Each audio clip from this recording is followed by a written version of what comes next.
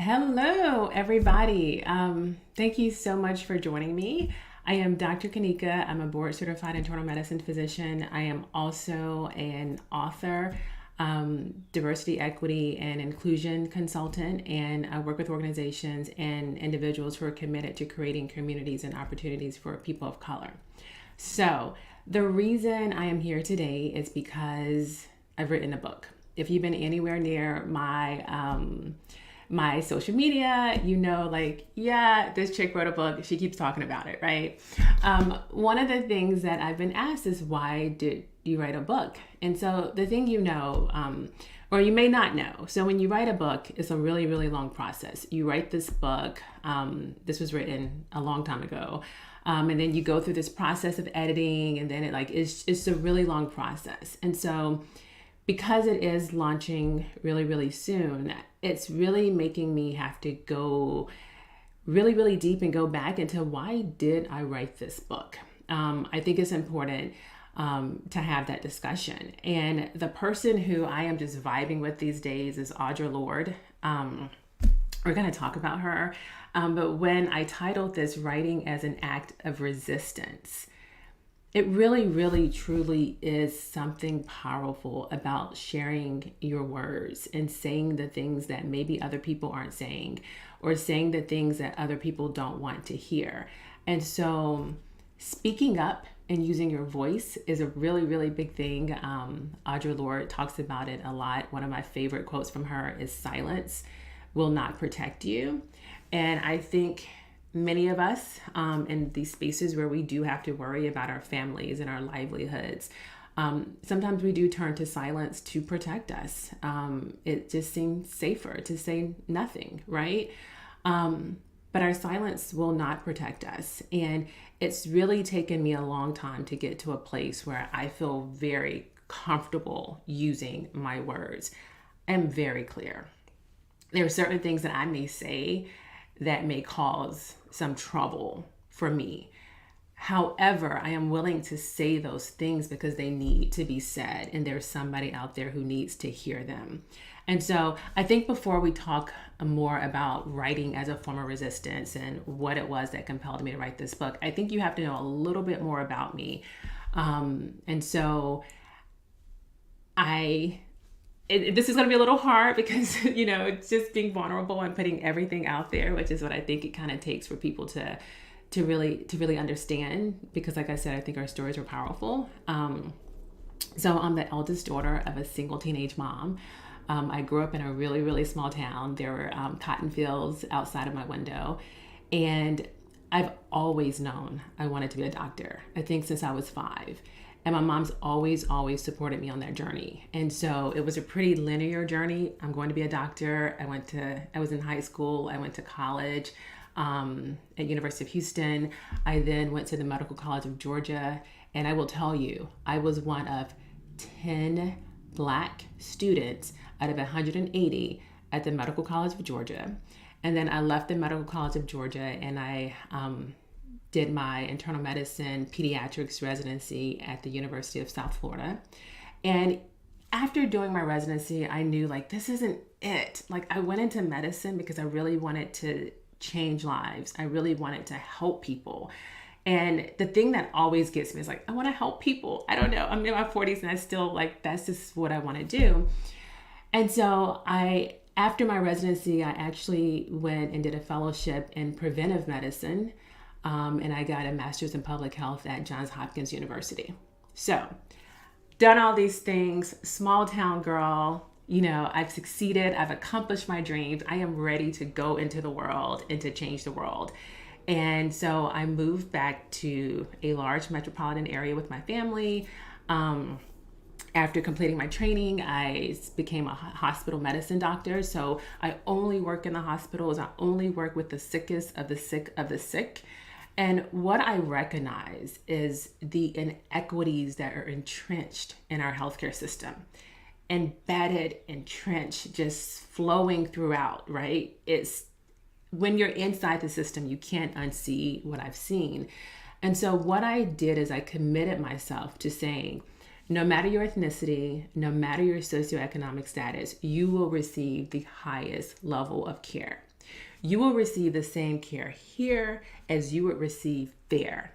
And because I've worked in a lot of hospitals, I know what the standards are in certain places, and I know how those standards sometimes differ in other places depending on the population being served. And so I was always committed that I will make sure the patients in my care get the same treatment no matter who they are and where they come from.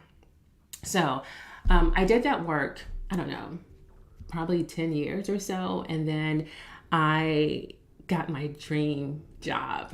So my dream job at this academic institution in the Southeast. And I was like, this is it. This is my dream job. I have my kids. I have 3 dogs. I even have not 3 dogs. I have 3 kids, 1 dog. And I'm like, I'm living my dream. This is it. And now I'm going to move into this organization. I am going to save lives. This is the population that I care about, the population that I roll with, that I rock for. This is what I do. And so I thought, so let's just say this. Advocacy, not for the faint of heart. Let's be clear. When you start speaking up, not everybody wants to hear what you have to say. In fact, not a lot of people want to hear what you have to say, especially if they're your bosses, especially if what you're saying may make them a little uncomfortable. If it may mean that they need to do things a little differently than how they're doing, right? But I've always been a person who speaks up. I've always been outspoken. I was speaking truth to power before I knew there was a such thing as speaking truth to power, right? I spent my entire childhood in trouble because I had to say what needed to be said, right? Like, am I the only person seeing this? Somebody needs to say it. And so I will tell you, advocacy is not for the faint of heart. And I was taken to task for some of those things, for having the audacity to speak out, and I will tell you, it was the first time in my professional career where I really experienced microaggressions to the degree that I experienced them. I read about them. I had a couple along the way, but I was pretty insulated. I was pretty my head was down. I was doing the work. I didn't have time for a whole lot of all this other stuff. I was just trying to survive 80-hour work weeks, right? 80-hour training weeks. And so going into this space, and I will tell you, in this space, this was a space that I thought would be a safe space. This was a space where the person in leadership, the person over me, was a white woman, a liberal, woke white woman. And she was my first female boss. So I will tell you, walking into this space, I was like, this is it. I'm going to be here forever. My kids are going to go to college here for free. This is the population. They were talking the talk, but they weren't walking the walk. And that is where there was this discrepancy. And so what I will tell you is, if you looked at that department, there was lots of diversity. There was so much diversity, but there was no diversity of thought. There was no diversity of action. We were all expected to look differently, but act the same, think the same, speak the same. And if you stepped outside of that, it was a problem. And so what I will say is that those microaggressions were taxing emotionally, physically. I had migraines. I developed anxiety. It was a really challenging time in my life. And I had to make a decision. I could put my head down. I could shut up, because that's what they really wanted. They wanted me to shut up. Put your head down, do your job, keep your mouth shut. There was also this unspoken thing that I needed to know my place. Do you not know your place? Clearly I don't know my place. Or I know the place that you have set for me, but I don't accept that as my place. So I had to make a decision. And this is, everybody has the straw that breaks the camel's back. That's the saying, right? And for me, it was the day that I left work, and I was in tears. I was crying. I called one of my best friends and I said to her, I made a really, really big mistake. I shouldn't be here. When I tell you, the pain that I felt because I was trying to do the right thing. I was speaking up for patients who couldn't speak up for themselves. I was only expecting that they receive the same thing that I know that other people in other hospitals receive because I was the doctor giving them that care in those other places. I was so distraught. And it was in that moment that I just knew my dream job was now a nightmare. And I knew that I could put my head down. I could shut up. I could say nothing. I could just do my job. But if I, with all of my degrees, with all of I've been in white spaces my entire life. I know how to move through white spaces. I know how to speak in white spaces. I know how to act in white spaces. I know how to downplay my Blackness to make you more comfortable with me. I know. And I was like, if I, with all of this knowledge, with all of my degrees, and I am still, this is how I'm being treated. What is happening out there to other people in the workplace? And let's be clear, what is happening out there to other Black people in the workplace? Because what I recognize is my degrees, that armor of my degrees was not protecting me, was not going to protect me. And what I also recognize is that I have children. And I have children who will one day be in these organizations and will be in these spaces. And if I say nothing, they will be in the exact same situation that I'm in. And so I have to speak up, if not just for myself, but for the future who comes after me. And so instead of leaving that organization, which is what I tend to do when people show who they are, I was like, no, I'm not leaving. I'm going to stay. And instead, what I did is I went up the chain of command and I spoke to people and I had conversations and we had these discussions and, this is what microaggressions look like. This is what it feels to not be inclusive. Here are some of the things that we could do differently. I would send my boss, I would send her, articles that I read. I would send her podcasts. I was like, listen, we're not doing this here. I'm not going to shrink. I'm not going to close my mouth. No, I am going to be who I am. And this is what we're going to do. And so I will tell you, we actually came to an understanding. And ultimately, once I felt that my work there was done, the work wasn't done, but my work was done, I left. Right? But I left on my own terms. I left in a space of not running away from something, but I left at a time it was like, this is it. My work here is done. And this is no longer a space that is serving me. And so I will say, leaving and being able to use my voice, I will tell you that experience motivated me in such a way. I am thankful for the experience. I'm not thankful for the anxiety. I'm not thankful for the migraines. I'm not thankful for the PTSD, but I am thankful for the experience because that experience motivated me to say, I'm going to use my voice. This is who I am, and I will not be silenced. And so I think this is a great segue into the writing of this book. So, I do want to say, when I left this organization, my former boss, she said to me, but nobody else is going to tell me the things that you told me. No one else is going to basically call her out. Nobody's going to educate her because when you're an employee, it's hard to be in a position of having to educate your boss, right? Because there can be really serious repercussions, repercussions from being disciplined to not being promoted to losing your job. So most people are not going to say something. And so it was really interesting. On my way out, she said, nobody else is going to tell me the things that you've told me. And she recognized that she could not get better if no one would say anything to her. And my thoughts on this is but at what cost to myself? Do you understand what the cost was to me to be that person, to have to be that person? And I will say no employee should have to be that person.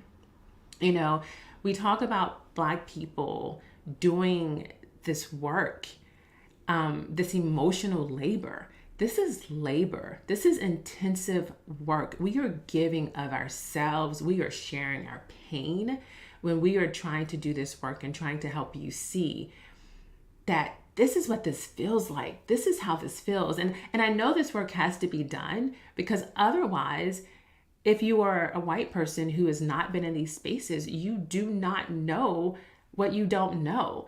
And you don't know how your words are affecting people if no one says anything to you.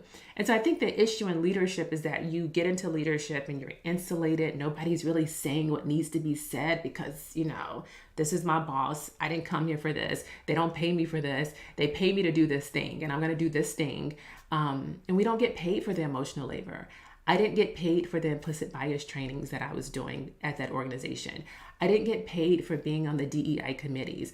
I didn't get this is labor that is uncompensated. And, this is what we deal with. This is what we deal with. And so I just wanted to close that and say, expecting that of your employees of color is not okay. Is not okay. And so when we come to writing as a form of resistance, and before I get into that, I want to see what Rhonda said.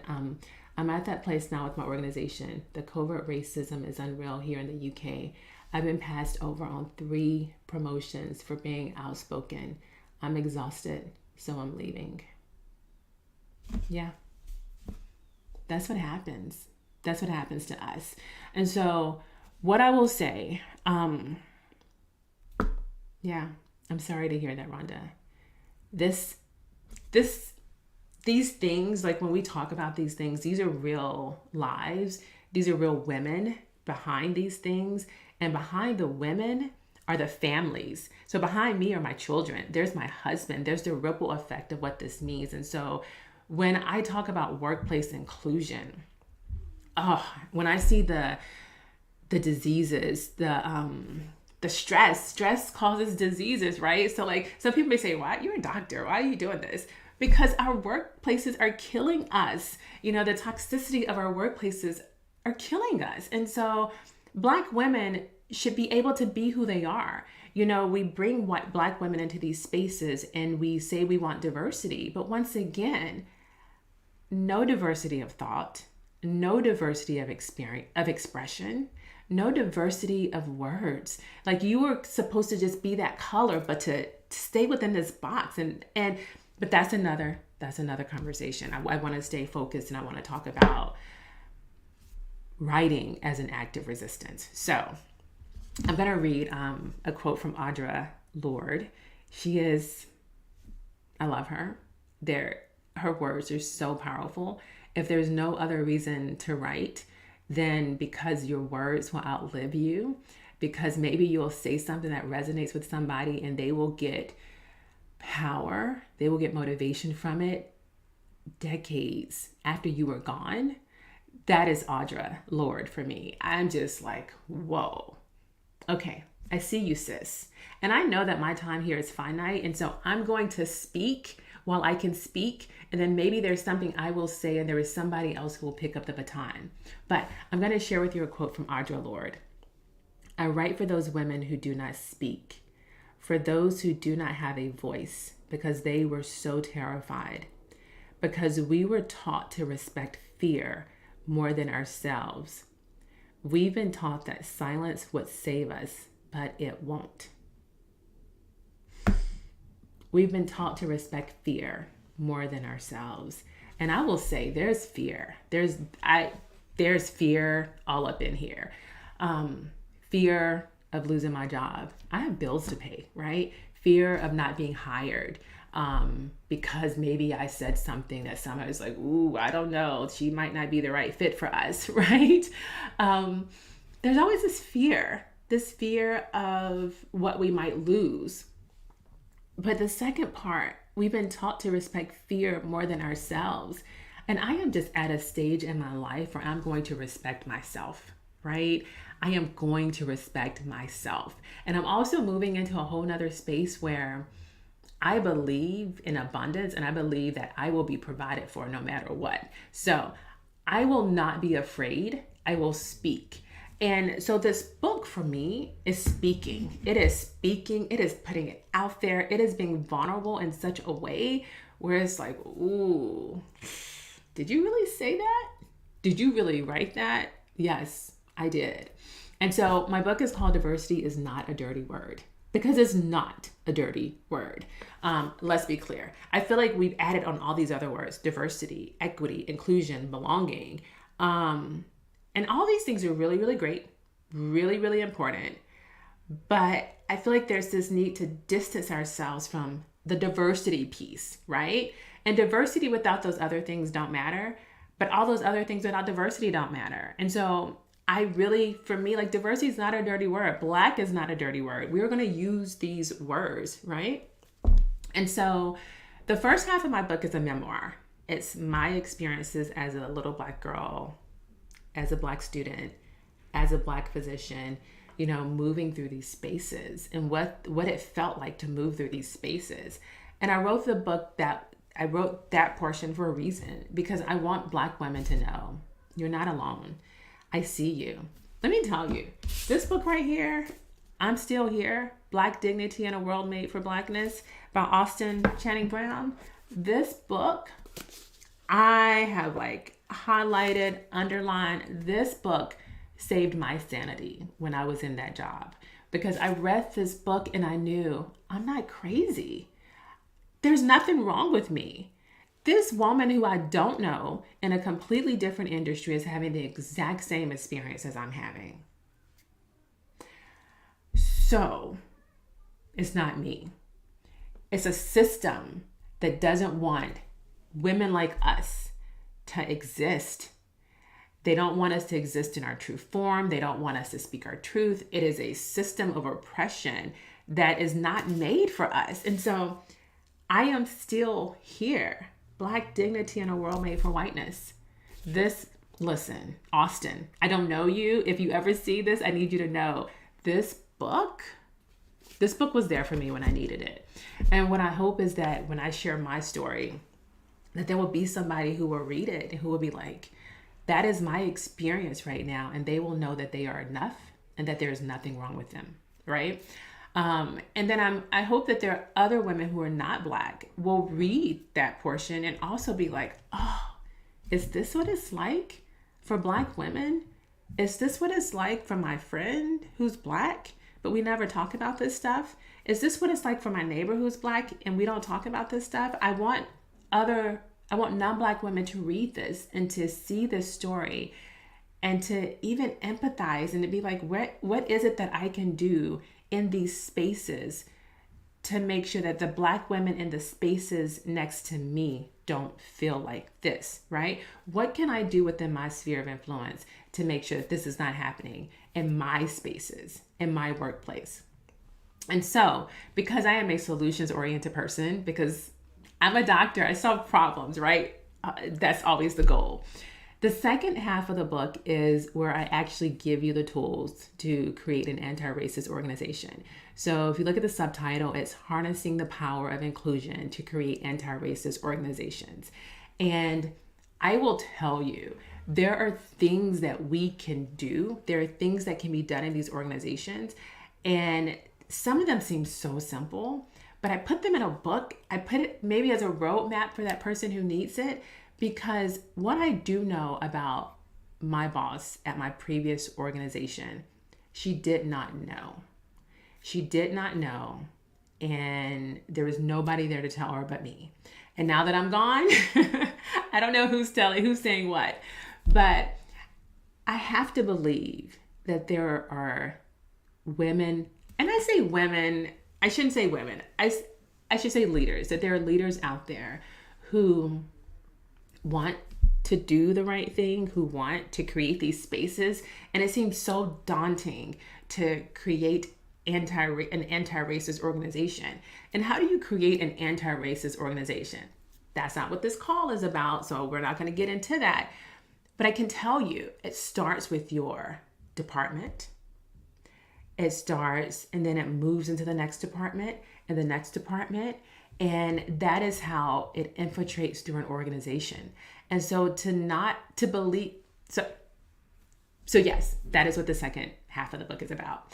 And so when we talk about, so another quote, I love quotes. I am such a quote junkie. I can't be the only person who loves quotes. Another quote that I'm going to share is by Margaret Mead. Never doubt that a small group of thoughtful, committed citizens can change the world. Indeed, it's the only thing that ever has. And that's what helps me do this work, right? I think so many of us feel like, what can we do? What can we do? Like, something needs to be done, but you just don't know what that thing is. And part of it is this feeling of like, what can I do? I'm just one person. And we understand the ability of one person to destroy, to be incredibly destructive. When you think of the Sandy Hook school shootings, when you think of so many things that have happened, there has been one person doing these things, we recognize the power of one person to cause immense pain and suffering. I want us to not underestimate the power of one person to change the world, to do good. And I truly believe if within my sphere of influence, for the people who are listening to my voice, for the students and trainees that I interact with, that I train to become doctors, for the patients that I take care of, for my friends, for the people in the community, within my sphere of influence, I can only do what I can do. But then if my friend does what they can within their sphere of influence, and this stranger hears something that I say that makes them recognize within their sphere of influence that they have power. If we all recognize within our sphere of influence, we can put so much good out there. Together we can move the needle. And knowing that the work that you do matters. And nobody may see the work that you do. It may be under the radar. It may not be glamorous. But the work that you do matters. And you have to know that. If it is one Black person at your job who feels seen, who feels safe, who feels that they have the ability to be the truest version of themselves and to offer their talents and their gifts, you have done something, right? Because now that person's in a position to do more. And it's just this ripple effect. So I feel like it's really kind of bold of me to think, who am I? And that what I do and what I say and the words that I write will make a difference. But I still believe that I can contribute to saving the world, to making the world a better place. And I believe you can too.